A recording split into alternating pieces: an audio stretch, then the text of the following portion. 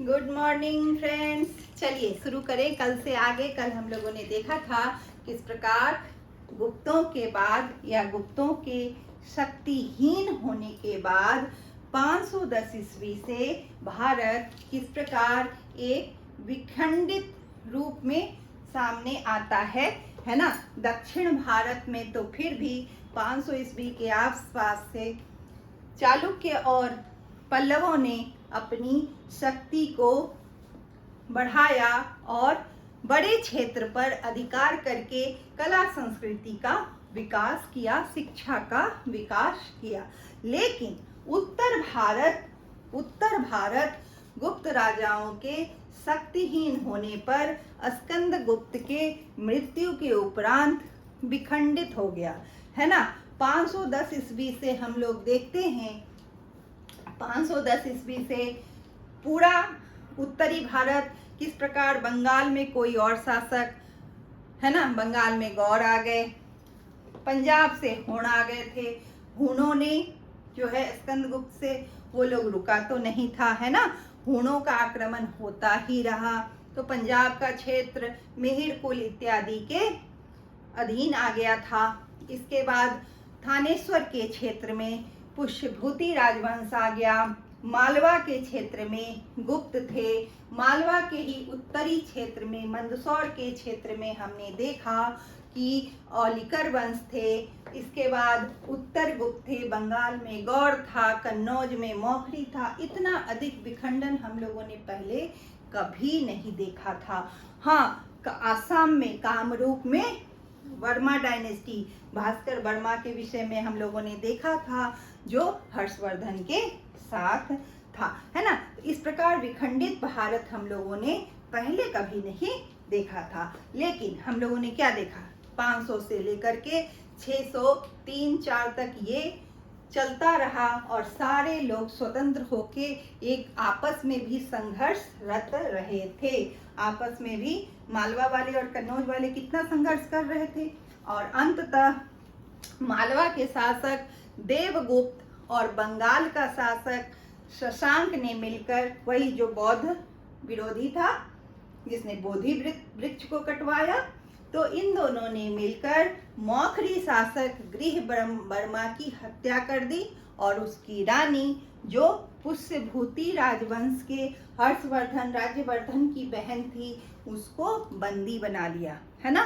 किसी की सहायता से वो चली गई थी जंगल में और राज्यवर्धन आया और देवगुप्त का समाप्त कर दिया, देवगुप्त को खत्म कर दिया, देवगुप्त की हत्या की, जिसने गृहवर्मा की हत्या की थी। तो राज्यवर्धन की हत्या फिर शशांक ने छल से कर दिया, अपने शिविर में बुलाया, चलिए हम दोनों हाथ मिलाते हैं, और ऐसे में छल से राज्यवर्धन की मृत्यु हो जाती है, उनकी हत्या हो जाती है। ऐसे में पुष्य स्थानेश्वर का राजा बन जाता है कौन, हर्षवर्धन। ठीक है, यहाँ तक हम लोगों ने देख लिया था। अब हर्षवर्धन अपनी बहन को बचाता है बौद्ध भिक्षु के सहायता से, है ना, और उसके बाद बहन को कहाँ लाता है, कन्नौज सुरक्षित लाता है। और हर्षवर्धन ने थानेश्वर से अपनी राजधानी को कन्नौज में हस्तांतरित कर लिया अपने बहन के और वहाँ के मंत्रियों के निवेदन पर। यह एक राजनीतिक कूटनीतिक निर्णय था और बहन का निवेदन भी था। तो क्योंकि कन्नौज मध्य में पड़ता है ना, उत्तर भारत के मध्य में पड़ता है कन्नौज, तो शासन आसान भी रहेगा, है ना। तो यहाँ से कन्नौज का उत्थान शुरू होता है और मगध सदा के लिए, पहले ही खत्म हो गया था तो खत्म हो जाता है, ठीक है ना। तो कन्नौज से यहाँ पर हर्षवर्धन का साम्राज्य शुरू होता है। तो हम लोग देखेंगे इसको, हर्षवर्धन को, हर्षवर्धन, ठीक है। हर्षवर्धन का शासनकाल 605 से 647, 1947 याद रहेगा ना, तो 647 भी याद रखना है आप लोगों को, ठीक है। तो हर्षवर्धन के विषय में हमें जानकारी मिलती है सबसे पहले तो वान वानभट्ट। ये कौन थे? ये थे हर्षवर्धन के दरबारी कवि। पहला दरबारी कवि कौन मिला था हम लोगों को? देखिए यही सब प्रश्न बन जाएगा। पहला दरबारी कवि मिला था हरिसेन।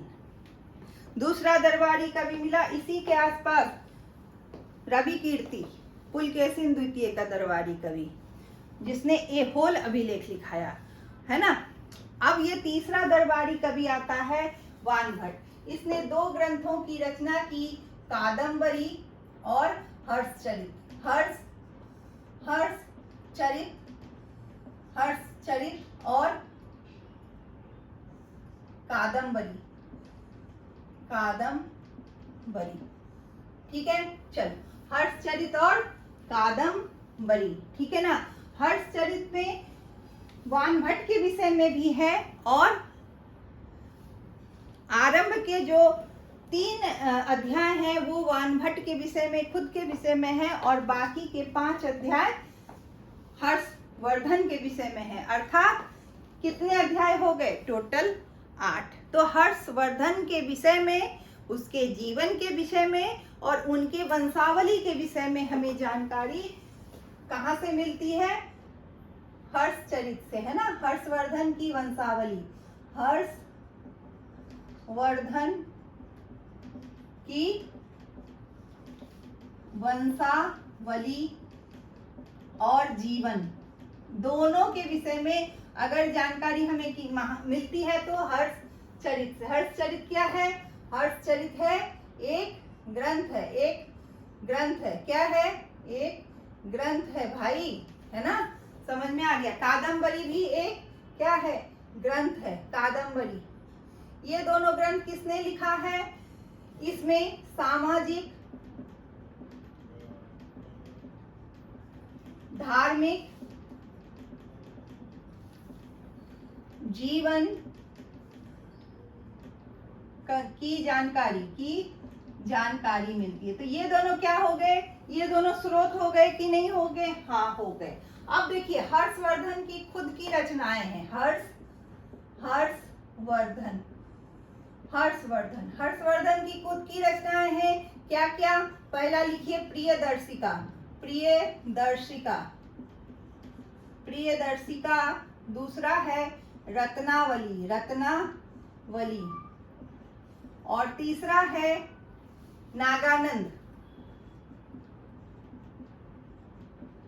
नागानंद में किसी राजा की कहानी है जिसमें वो गरुड़ आके नागों को खा रहा है और इस राजा ने स्वयं को प्रस्तुत कर दिया और फिर लोगों को जीवित किया। अर्थात जीवोत्वाहन का कथा, अर्थात लोक कल्याण की भावना, लोक कल्याण की कथा, ये दिखाई देता है हर्षवर्धन के नागानंद में। और ये तीनों के तीनों, ये दोनों प्रेम कहानी है, ये तीनों के तीनों क्या है? नाटक है। क्या है? नाटक है। तो नाटक है परंतु इनकी भावनाएं और तत्कालीन समाज, संस्कृति, कथाएं, भावनाएं, ये सभी इस तीनों ग्रंथ से, तीनों क्या है?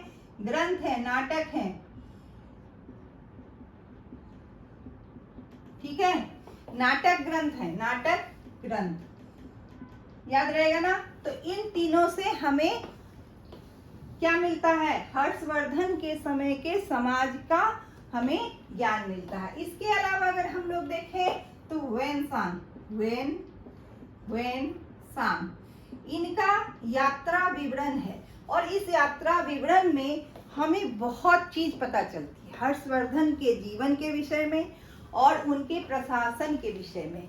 हर्षवर्धन ने क्या किया था? तो एक महासभा, एक महामोक्ष परिषद, ये दोनों सर्वाधिक सबसे इंपॉर्टेंट है। महासभा लिखिए, महासभा और महामोक्ष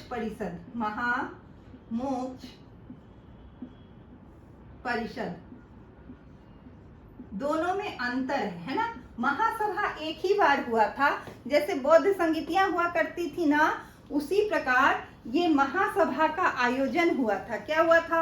महासभा का आयोजन हुआ था और इसमें सारे विद्वान आए थे, बौद्ध लोग आए थे महायान शाखा का, और बहुत बड़ी सभा यहाँ पर अध्यक्षता कौन किया था? स्वयं ह्वेनसांग ने किया था, स्वयं ह्वेनसांग ने किया था। तो ये ह्वेनसांग अध्यक्ष थे,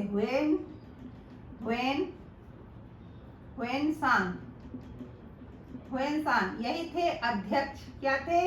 अध्यक्ष। ठीक है, याद रहेगा ना, ह्वेनसांग क्या थे? इसके अध्यक्ष थे। ठीक है, और इस सभा में क्या हुआ था?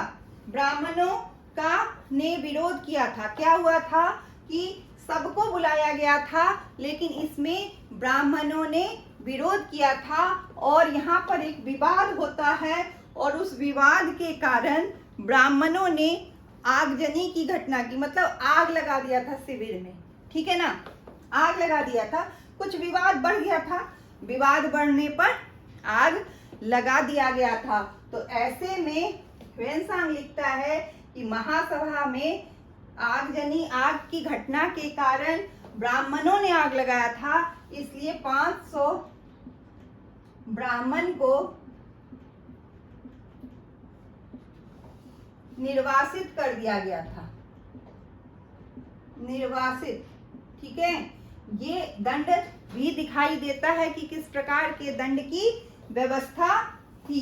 ठीक है, 500 ब्राह्मणों को निष्कासित कर दिया गया था, और बहुत बड़ी सभा आयोजित की गई थी, ब्राह्मणों को भी बुलाया गया था, और मोस्टली क्या थे कि महायान शाखा के लोग थे, और बौद्ध महासभा थी। तो ये चीज हमें एक महासभा दिखाई देता है हर्षवर्धन का, बहुत महत्वपूर्ण। और उसके बाद ये महामोक्ष परिषद, ये प्रयाग में आयोजित किया, ये कन्नौज में हुआ था। महासभा कहाँ हुआ था? कन्नौज में। परंतु ये जो महामोक्ष परिषद है ना, ये प्रयाग में आयोजित किया जाता था, मतलब प्रति 5 वर्षों में, प्रत्येक 5 वर्षों में, है ना, महामोक्ष परिषद। यहाँ पर ब्राह्मण, बौद्ध सभी आते थे। यहाँ हर्षवर्धन दान दिया करते थे। क्या करते थे? दान दिया करते थे, दान। और इसमें देखिए, इसमें 30 दिन गरीबों को, है ना, 20 दिन ब्राह्मणों को, ठीक है, और क्या हुआ था? 10 दिन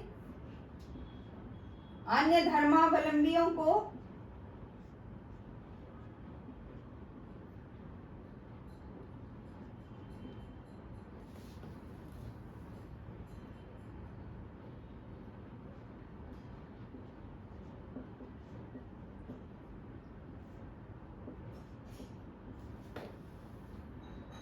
और 10 दिन विदेशियों को।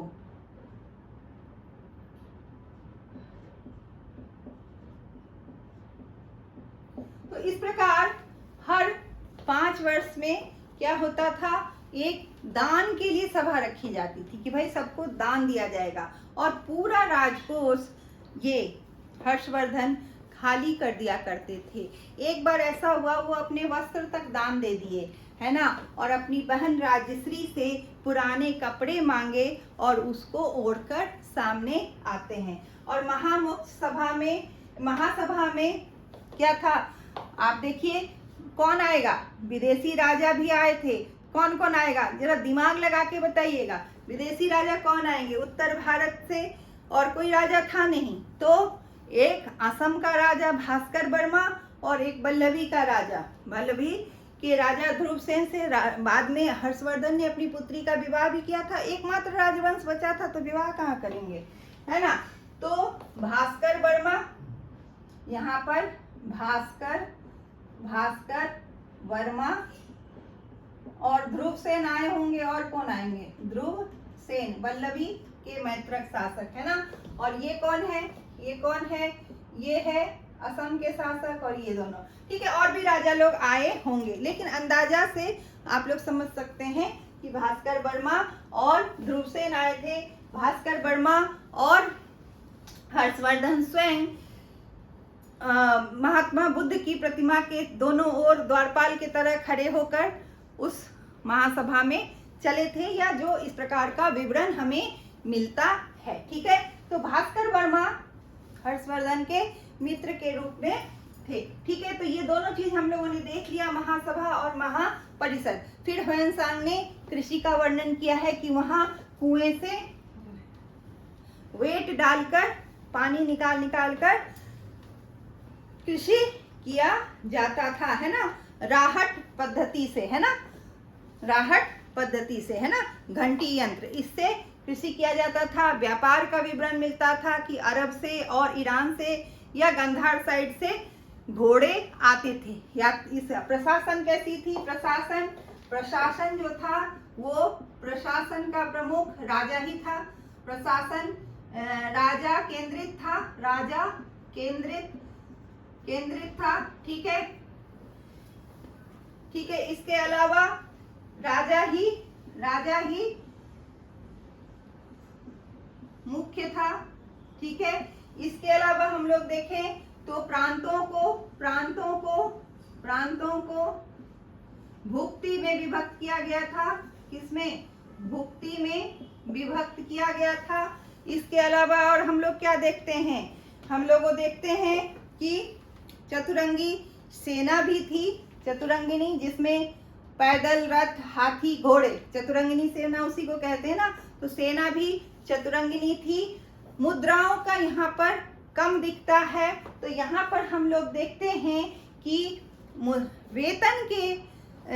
वेतन के लिए जो अधिकारियों को वेतन दिया जाता था, उसमें मुख्य रूप से हमने देखा कि भूमि दान में दी गई, वेतन के लिए भूमि दान में दी गई, है ना, वेतन के लिए भूमि दान में दी गई, दान में दी।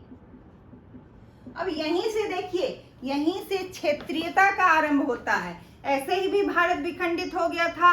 अब अगर एक उत्तर भारत का एक साम्राज्य बना भी है तो क्षेत्रीय लोग सामने आएंगे। अगर हम भूमि दान में दे देते हैं तो उस क्षेत्र का, उस ग्रामीण क्षेत्र का या उस क्षेत्र का व्यक्ति वहां का स्वायत्त शासक बन जाता है, और सामंती व्यवस्था यहीं से आरंभ होती है। वो क्षेत्रीयता का भी विकास हमें यहीं से दिखाई देता है, सामंती व्यवस्था और क्षेत्रीय व्यवस्था का विकास।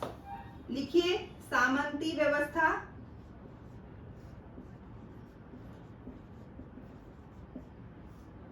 एवं क्षेत्रीयता का विकास, क्षेत्रीय राज्यों का विकास।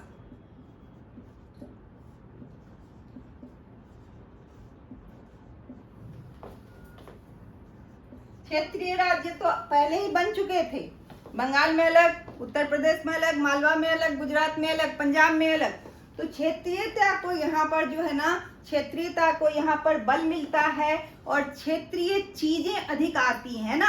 एक क्षेत्र के रहने वाले लोग अधिक क्षेत्रीय बनते चले जाएंगे इसके बाद। तो सामंती व्यवस्था और क्षेत्रीय व्यवस्था का विकास हमें भूमि दान के परिणाम स्वरूप देखने को हमें मिलता है।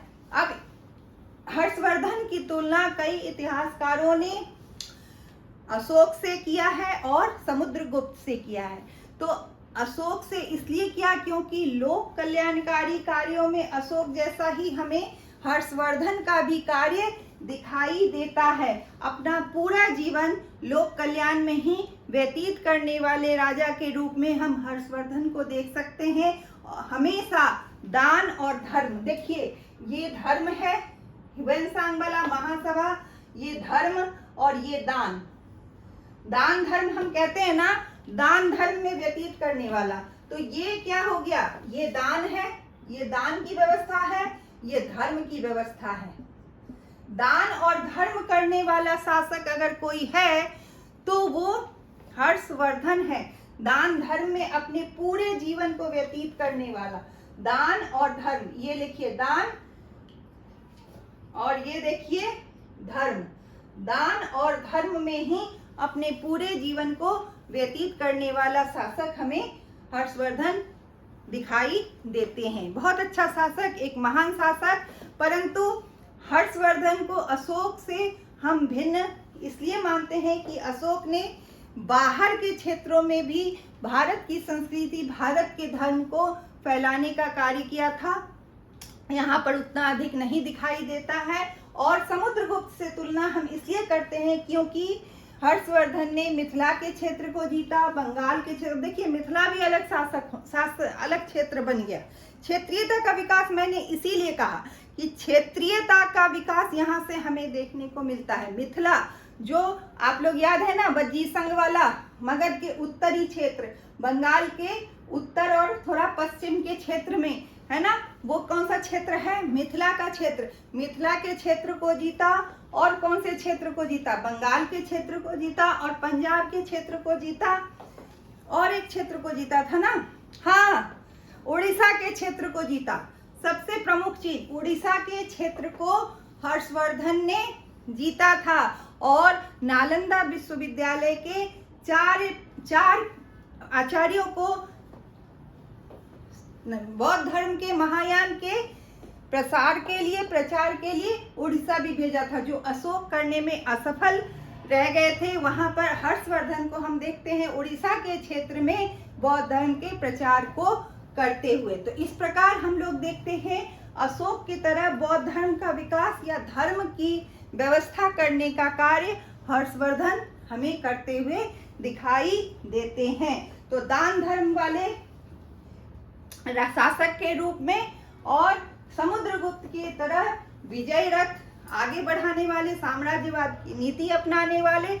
हाँ, ये है कि ये जब दक्षिण की ओर अपने अभियान को लेकर आगे बढ़े तो नर्मदा के तट पर ये टकरा गए पुलकेशिन द्वितीय से। हम सबको पता है ना, ये जो 610 से 630 का समय है, उस समय आप देखिए चालुक्यों में पुलकेशिन द्वितीय है और पल्लवों में महेंद्र वर्मन है और यहाँ उत्तर भारत कन्नौज में हर्षवर्धन है। अगर ये लोग टकराए नहीं होते तो भारत की स्थिति कुछ और होती, ठीक है ना।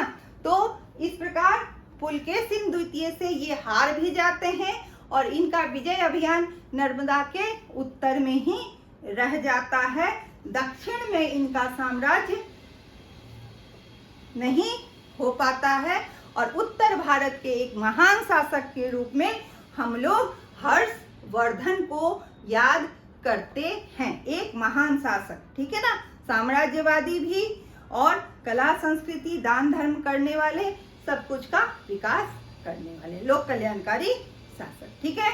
चलिए, हर्षवर्धन के विषय में इससे अधिक नहीं पूछेगा, इतना लेकिन पूरा याद रखना है। कलिंग का विजय और मिथिलांचल क्षेत्र का विजय, पंजाब का विजय, बंगाल का विजय, इतना आप लोग याद रखेंगे। विजय कहाँ कहाँ किया था? विजय देख लीजिए, विजय में उड़ीसा, अब कलिंग को उड़ीसा बोल रहे हैं, उड़ीसा में मिथिला, पंजाब और कौन सा था? बंगाल। इन सब पर विजय स्थापित किया था हर्षवर्धन ने, ठीक है। चलिए, आज के लिए इतना ही, आगे हम लोग देखेंगे इससे आगे के क्लास, ठीक है। चलिए, ओके, थैंक यू।